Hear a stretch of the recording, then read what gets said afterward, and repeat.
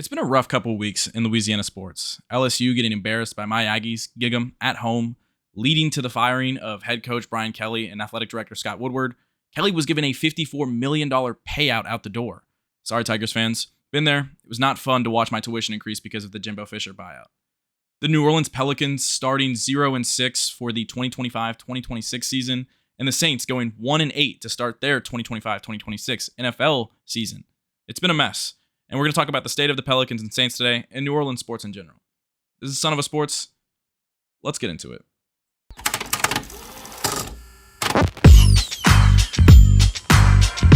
Let's start with the Saints. Mickey Loomis has kind of held this franchise hostage for a while now. And a Super Bowl did come out of it, sure.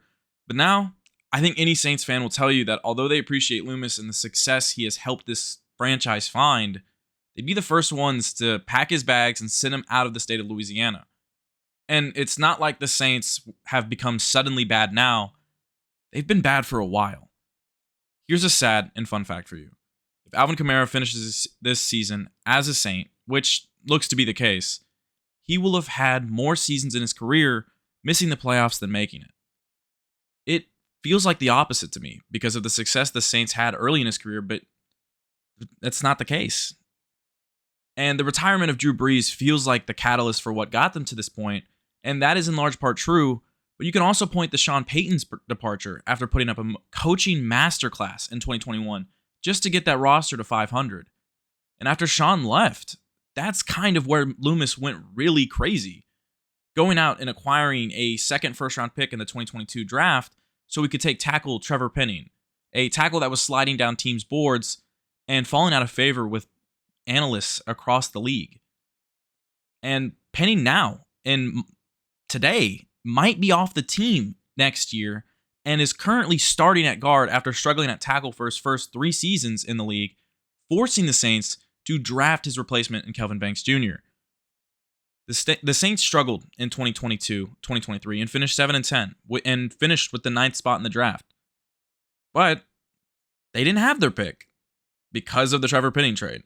But don't worry, because the Broncos were going to give them a free first-round pick for the rights to have coach Sean Payton. And what did the Saints do with that pick, you ask? They drafted a defensive tackle, just like the Eagles did using the Saints pick. But instead of getting Jalen Carter, they drafted Brian Breezy. He's not bad. He's not very good. I wouldn't say he's good, but he's not bad or awful. The second-round pick that year, Isaiah Foskey, got cut before his 3rd season even started. And during the following offseason, or that actually same offseason in 2023, the Saints had the opportunity to get out of the dead cap struggles you've heard so much about from the Saints since the Drew Brees era. They could have hit that rebuild button. They could have said, well, yeah, the salary cap is real and it's affecting us. But they continued to go with that stance that the salary cap's not real. It's not going to affect us. We're fine. They decided to go back in. So they signed Derek Carr and they signed Tyrann Mathieu. 2 players who are now retired 2 years later and are currently costing the Saints a little under $25 million in dead cap. They could have been on track to a real rebuild. They had a younger receiver in Chris Olave to pair up with whatever quarterback they go after in 2023 or 2024. And they had talented veterans who would bring in real compensation in Marshawn Lattimore, who still eventually got them good compensation, but after he declined. And then Alvin Kamara and Demario Davis. The 2025 draft saw the Saints take Kelvin Banks, who I think has worked out so far, but then Tyler Shuck was taken at 40, so yeah. Anyways, the Saints needed to be bad for a rebuild for so long, but the process in forcing them to go back in was so bad that it forced them into this rebuild now, years later. Time was wasted. The investment was wasted from fans, players, franchise staff members. We just kept going in endless cycles of just going back in. And Mickey Loomis wouldn't just say for once, yeah, this isn't working. We need to do something different. Until it was too late. In 2025, we've seen Ryan Ramczyk retire. I already mentioned Derek Carr, Tyrann Mathieu. Marshawn Lattimore is not on the team in 2025, and they're carrying a dead cap of $33 million from him not playing for them. He is a commander, and the Saints still carry that dead cap for trading him. And this is what the Saints should have been doing because of a rebuild, but now they're being forced into it. Now they're being forced to just say, well, we missed on every draft pick, and the last half decade, we've continuously just signed players to a lot of money and put ourselves in positions that we shouldn't be in. And now the Saints have to do a lot to get back in a position to be competitive years down the road. Then there's the Pelicans. God, the Pelicans are a mess. Joe Dumars, in one offseason, took what felt like a potential turnaround and a team on the brisk of, if they were healthy, a real run, and turned it into a mess with no end in sight. The Pelicans don't own their pick in 2026. If you're watching this, I think you know that, and if you don't know about it, let me explain really quickly. So, prior to draft night, during the NBA Finals to be exact, the New Orleans Pelicans and the Indiana Pacers made a deal that would send the Pelicans the 23rd pick in the 2025 NBA draft and send the Pacers back their 2026 first-round pick, which is now projected to be good considering the Pacers are going to be bad for the rest of the season without Tyrese Halliburton. The Pelicans went in the 2025 NBA draft, got their top 10 pick in Jeremiah Fears, and then said, we want another lottery pick. So they traded the 23rd overall pick from Indiana and traded their own first-round pick in 2026 for the 13th overall pick to select Derek Queen. It was highly criticized at the time, fairly, because the 2026 draft class is projected to be very, very, very good. And with that, whoever that top pick is, because the Pelicans have been bad and are probably going to be bad for the rest of the year, they'll end up with a top pick. That player was probably going to be better than Derek Queen. And I like Derek Queen a lot. I liked him at Maryland a lot, but he was a bottom-of-the-lottery player that was a questionable fit with this roster. And he will forever be compared to whoever that pick ends up being. And for the entirety of this season, because the Pelicans are probably going to be bad, they'll have this hang over their heads, this lack of a pick, knowing that no one's coming in at the top of the draft at the end of the year. And Queen, like I said, Queen was very fun to watch at Maryland. And he's only a few games into his career. And these last few games that he's gotten real playtime in, I've been excited to watch him. He's been very good. But he wasn't even the best fit for this roster considering who's around him right now. I think him and Zion can be a fun fit in the paint, can play off of each other, are both above average playmakers, but it is a questionable fit with this roster. He is a slashing 4 to 5 that struggles on defense and doesn't particularly have the best jump shot. And Willie Green struggled to give him minutes to start the year. Because of injuries, he's playing him now, luckily enough, but he wasn't giving him minutes prior to, even in blowouts. It's unfortunate for him. It's unfortunate for the team. And most importantly, it's most unfortunate for the fan base. Dumars built this team to fail. He built this team so poorly, fans are legitimately starting to believe the same conspiracy theory that people had about the Mavericks, that ownership is tanking to move the team, to drive Pelicans fans away so they can just say Pelicans don't have a fan base. This team's established veterans, and Zion Williamson, Trey Murphy III, Herb Jones, they're certainly not helping. They have not been great to start the year. They've had their issues. They've had their struggles. And Zion, as I'm planning and researching this video, is announced to have an injury that will sideline him for 7 to 10 days. It just gets worse and worse and worse for Zion. And Pelicans fans and NBA fans in general have called out Coach Willie Green a lot too. Green's job has not been the easiest in the world since his arrival in 2021. The mounting injuries, the roster shakeups, front office shakeups, immaturity of some of the roster. Zion Williamson, to be exact, Brandon Ingram and his contract issues in the last year and a half of his time there, and CJ McCollum is a word I'm not allowed to use in a YouTube video. But that doesn't excuse the clear decline Green has had as a coach over his last few seasons. And I think Green was great in 2021 and 2022 when he coached them to a playoff series against the Suns where they took the Suns to 6 games after the Suns won over 60 games that year in 2021. And they made the play-in in 2022, all without Zion Williamson. But this season, however, Green has not been great. If anything, he's been really, really bad. Refusing to start Jordan Poole, not playing Derek Queen even in garbage time, and not finding ways to get Zion going and having this roster play to the potential the stars can play to. It's been rough.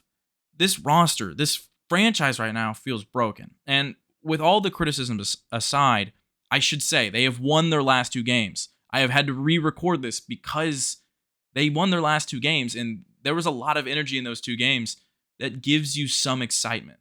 DeAndre Jordan uplifting Derek Queen after the game he had against Charlotte. I was very, very excited to see Derek Queen get real minutes for once, and Green decide to play 10 guys in that rotation in a regular season game because that's what you do in the regular season, and that's what you do when you have a struggling team with injuries. Play your guys, play your younger players, and that's what Coach Green did. I was very pleased with their performance in that game, and I was very pleased with them beating the Mavericks to follow that up the next day. Do I think that this team can turn things around? I really don't think so, but I think there's still hope in this fan base. I still think Derek Queen's a good player. I think Jeremiah Fears has showed some potential. And at a certain point with Zion, you're going to have to make a tough call.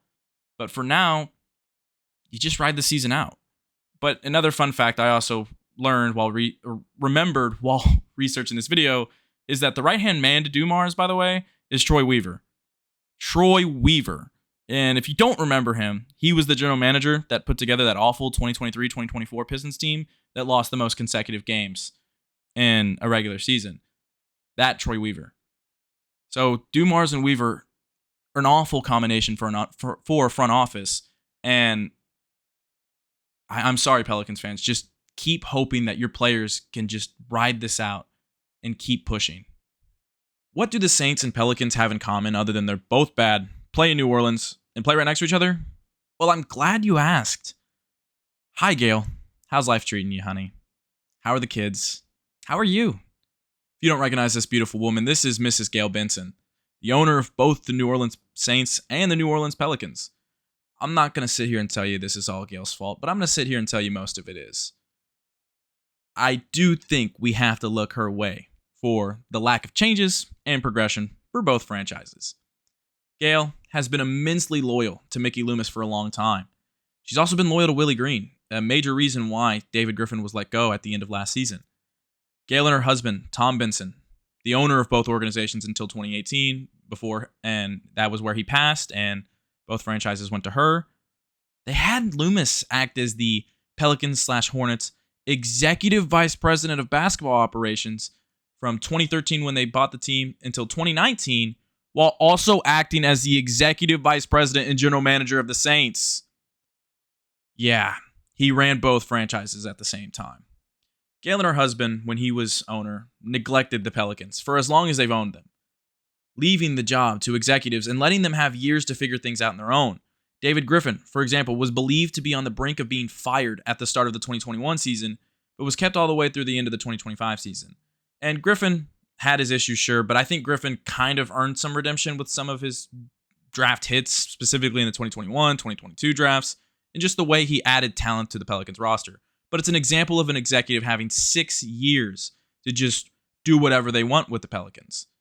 Joe Dumars, who I mentioned earlier as the current president of basketball operations for the Pelicans, seems to have just been hired for his Louisiana connections, NBA experience, connection to Benson, and the fact that he was a former executive 10 years ago. Benson trusts Dumars to not make her job difficult, to not make her put forward an effort towards the Pelicans. And despite the Saints' issues and Mickey Loomis's death grip over that franchise and organization, hirings like Dumars make it clear that Benson just really cares for the Saints more than she does for the Pelicans. The Pelicans have become an afterthought in the eyes of Benson. For years, actually, the thought behind the Pelicans was that they didn't care about anything other than the Saints, specifically their medical and health teams that were the exact same as the teams that the Saints used and were football-centric based teams. They were actually forced to make changes to their medical and health staff in 2019 when David Griffin signed on, because he specifically made it clear that he would not take the job if they didn't make changes. They brought on Aaron Nelson as vice president of player care and performance development, and now he's in an advisory role and got put there in summer 2023 after the Pelicans finished 15th and 17th in 2021 and 2022 in injuries. And recently, the Pelicans hired Amy Atmore to be their director of rehabilitation, and that did boost the Pelicans into the bottom 10 in injuries in 2023-2024. But in 2024-2025, they were back to the normal Pelicans, second in the league in injuries. And there are other factors for injuries, sure. Zion Williamson left himself more susceptible to injuries due to being overweight in large parts of his career. Torn Achilles have become more common in the league than ever, and that happened to DeJounte Murray. But it's a sign of ignorance and consistent problems for an organization that is already believed to lack effort towards putting together anything towards building a legitimate health and training staff. With this horrific start to this season, fans have realized another thing. The Pelicans aren't even putting forth an effort towards marketing or putting a fan base together anymore. Look at their marketing emails. Typos, including stock images of things they were giving away last season and not really showing off anything. They don't have events at the arena. They're not communicating about what they're going to do to fix this putrid start. And it's just so heartbreaking for fans. The most heartbreaking part for the fans is this. Pelicans fans have wanted new ownership for a while. And they pointed out the sad reality that if the Pelicans got new ownership, more likely than not, they would move the team out of New Orleans. For all the Benson's faults as owners, they keep the team in New Orleans. The team struggled to find a buyer before the Bensons acquired them in 2013 while they already owned the Saints. And it doesn't help that the way the media talks about the Pelicans makes it seem like they shouldn't exist. Bill Simmons suggested last summer that instead of expansion, the Pelicans should just relocate and get new ownership because they don't have a major fan base and the New Orleans basketball experiment hasn't worked in its 50-year lifespan. And as I'm literally recording this, NBA Central just tweeted that Chris Mannix, a senior writer at Sports Illustrated and NBA on NBC, just suggested moving the Pelicans and Grizzlies to Las Vegas and Seattle. The Pelicans' lease with Smoothie King Center ends in 2029. It's certainly a possibility that ownership could sell to a buyer interested in a move. However, the Pelicans are still the youngest franchise in the National Basketball Association, and removing them would just reset their fan base all over again. Yes, New Orleans is a football town. It will always be a football town. But taking teams from small markets with loyal fans and leaving a franchise desert in the south of the United States would hurt millions of fans. Pelicans fans deserve to have their wants and desires for changes and progress be heard and acknowledged. They deserve better ownership, better management, and better coverage from NBA media outlets. Gayle Benson needs to either lock in as the last hope for New Orleans basketball or sell the team to a buyer that is willing to keep the team in New Orleans. And Mickey Loomis has to go for the future of the Saints. He has run the Saints and probably the Pelicans in some capacity, even to this day, into the ground over at least the half decade. And New Orleans has a proud and loyal fan base, and the continued disrespect and ignoring of them is such a shame. Saints fans, Pelicans fans, you deserve better. New Orleans, you deserve better. Keep making your voices heard. Don't let anyone tell you that you're a quiet fan base, because you're certainly not. And Gayle Benson, do better. NBA media, do better. Zion Williamson, do your job. Cam Jordan, Alvin Kamara, Demario Davis, I'll see you in Valhalla. Anyways, this is Son of a Sports. I'll catch y'all next time.